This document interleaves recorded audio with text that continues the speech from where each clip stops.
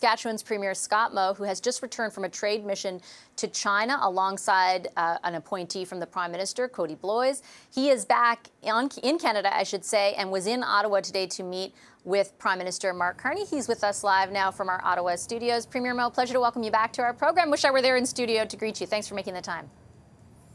Oh, good to see you, Vashi. I just actually wanted to start off, if I could, on the news of the day around Chrystia Freeland quitting. I know for a while there, she was kind of the chief liaison between the federal government and provinces. I know there were a number of occasions where you would have worked with her. Were you surprised at all to hear this decision today?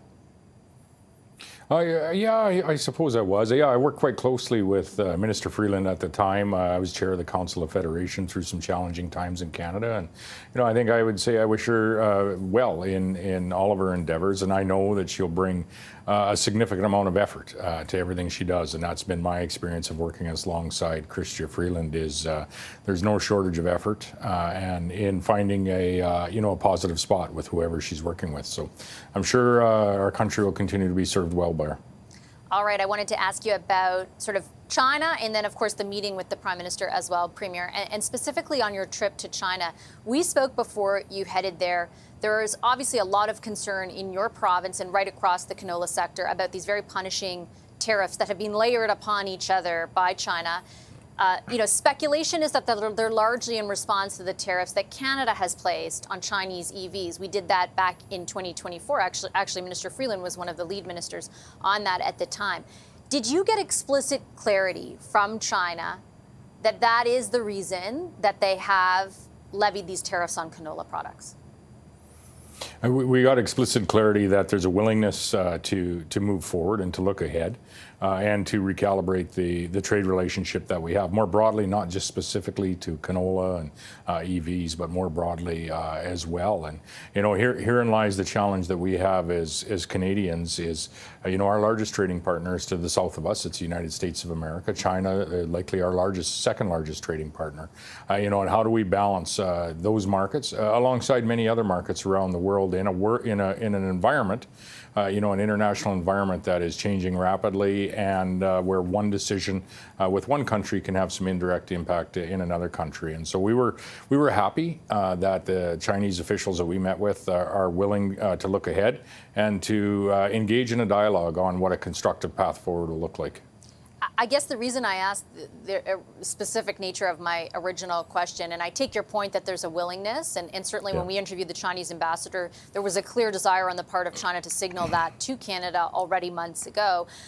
But I think that Canadians are interested to figure out what exactly that looks like. For example, in order for our canola sector to not be punished in the way that it is, are we going to have to remove those tariffs on EVs, tariffs which I'll remind our audience were brought in by the government who wanted to work in concert with the United States and the EU at the time and cited even national security concerns for imposing them. So did China tell you that those tariffs would have to go in order for the canola ones to? It's one of the irritants, and there's irritants on both sides. Canada has, trade issues with China, notably canola, but there's irritants on the other side as well, whether it be EVs or other products as well. So it is one of the parts of the dialogue that needs to happen. And, as we look forward to the next number of weeks and months, what I would hope is that there's an increasing frequency of that dialogue, increasing presence of Canadian ministers meeting with their Chinese counterparts so that we can find a spot that is, constructive for both countries moving forward. Mexico has a different tariff level. The European Union has a different tariff level as well. And so they've been able to find, to some degree, a path forward with both China and the U.S. And that's the work that we need to do, and we're going to support the federal government in whatever way we can to ensure that happens sooner rather than later. Is it your view, based on your conversations in China, that there is potentially a path out that isn't kind of all or nothing? And I ask because there are multiple reports right now about Europe, for example, which again, I'll remind our audience, worked in concert with the U.S. and Canada to levy these EV tariffs in the first place. It sounds like they're on their way to reach an agreement with China to set a floor for prices, for example, for EVs. Was there any signal to you during this trip that China would be open to such a discussion or path forward with Canada like that? I believe so, and that's why the frequency of the dialogue and the engagement has to happen. And I'm confident it will after meeting with the industry and the Prime Minister and a number of ministers, Minister MacDonald, Minister Sidhu, as well as Parliamentary Secretary Cody Blois again today. And so, it's through that engagement, that dialogue, that we're actually going to find this path forward and discuss some of the challenges that are very evident and before us. And you've struck, on one of them is the 100% EV tariff. That is one of the issues that the Chinese have, but I don't believe that it's always an all or nothing conversation. And so we're hopeful that we'll be able to find a landing spot sooner rather than later. This calendar year would be great, and there's some opportunities to elevate this in the appropriate way, right ultimately to the Prime Minister of Canada and the President of China to find that constructive path forward and what it might look like. So that's what we're hopeful in doing, and that's what our mission was focused on, was taking the first steps in ensuring that we get to that point sooner rather than later. When you mention hopeful for that dialogue to take place or for a resolve or a solution by the end of the year, can you be specific? Have you received assurances from the Prime Minister in your meeting, for example, today, that he will speak to his Chinese counterpart?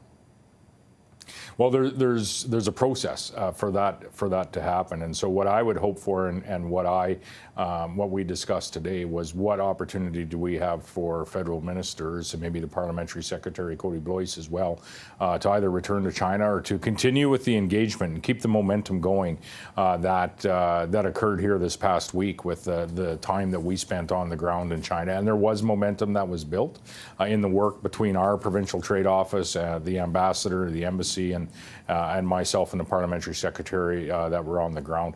But a lot of engagement needs to happen, whether it's industry to industry, federal government to federal government, minister to minister.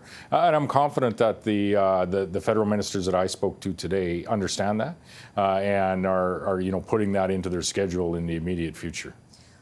What can you tell Canadians who are listening tonight, or say to assure them about what precedent we could be setting if we essentially go down a road where we backtrack on something that we vociferously, and I say we sort of in the collective, but our federal government vociferously defended? Those tariffs were applied to counter what they deemed to be totally unfair trade practices and labor practices occurring, for example, in China. They cited national security at the time for imposing them, and our biggest trading partner still has them in place in the United States. Despite everything, and I know you agree with this, despite everything, we still are very interconnected with the United States. Like, what can you say to assure Canadians that we aren't setting a very dangerous precedent by essentially backing down on something that we said we had to do? This is not backing down, and I disagree. It's not backtracking in any way. It's finding a path forward for what has been a significant market for many Canadian products for the last number of years, if not decades. But we mustn't never forget that this is the new normal in trade negotiations and global relations moving forward. And it looks very different than it did a year ago. And so we need to prioritize, who our largest trading partners are and our most significant allies, and that is the United States of America. And we're in the midst of, really recalibrating that relationship, as well as Minister LeBlanc is essentially taking up residence, I think, with outside Minister Lutnick's or Secretary Lutnick's office in Washington. But second to the United States, China is our second largest market, and I think a significant market for Canadian products as well. And so, despite many differences that we have exported products to China for decades now, and I think it's important that we continue to be open to that into the future. And so this isn't, backtracking in any way, but it's controlled dialogue and ensuring that we have market access for the products that are creating wealth for Canadians, not just in our province, but in this case, the canola industry, over 200,000 Canadians across the nation. And I certainly take your point on that, and I know that the impacts on the sector have been devastating, to say the least. I would respectfully counter, though, on the impetus for using the characterization that we're backtracking. I mean, China levied, in response to that original set of tariffs, started punishing our canola sector with very, very, very significant tariffs. they did that, and now all of a sudden, we want to be in conversation about what we can do to kind of, we're open to bringing these other tariffs away, that kind of thing. Like, they justified the tariffs in the first place with some very serious reasons to Canadians. And now, because China hits back hard at us, we're saying, okay, well, maybe it's not that serious at all. Like, can you understand how Canadians would have the impression that we're kind of kowtowing to a powerful move from China, and that could set a dangerous precedent? And I think other countries, including China, might question, our justification of the initial tariffs. And we know why they're in place as Canadians. But I would put forward this, Vassie. Mexico has found a path forward with a reduced tariff, still a tariff on Chinese EVs coming into that country. The entirety of the European Union has been able to find a path forward as well, with a reduced but still a significant tariff on EVs as well, coming into their collective group of companies. And so it's through dialogue, starting with the ministers, ultimately ending with the Prime Minister and the President of China. But it's through that dialogue that we'll be able to find that constructive path forward. And we need to.